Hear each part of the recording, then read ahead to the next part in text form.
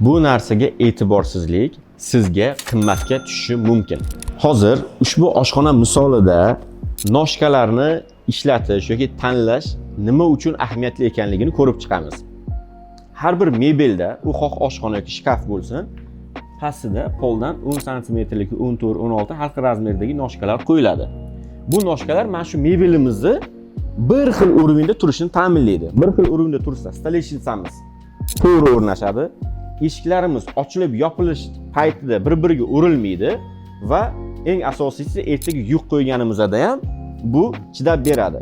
Shuning uchun noshka tanlayotganda uni gruzopodyomnosti, masalan, biz ishlatadigan noshkalarda 360 kg har bir noshka yuk ko'tarish quvvatiga ega.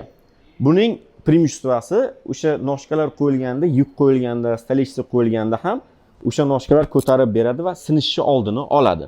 Shkaflarda ham ertaga shkaf qo'yilganda, narsalar, hamma narsa qo'yilganda noshka sinib qolsa, fasad regulirovkasi ketishiga sabab bo'lishi mumkin yoki ertaga ochib yopilish paytida xalaqit qiladi va boshqa holatlarga olib kelishi mumkin.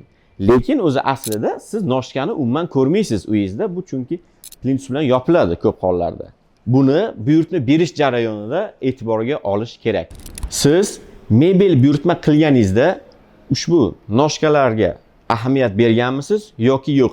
Kommentariyada fikrlaringizni yozib qoldiring.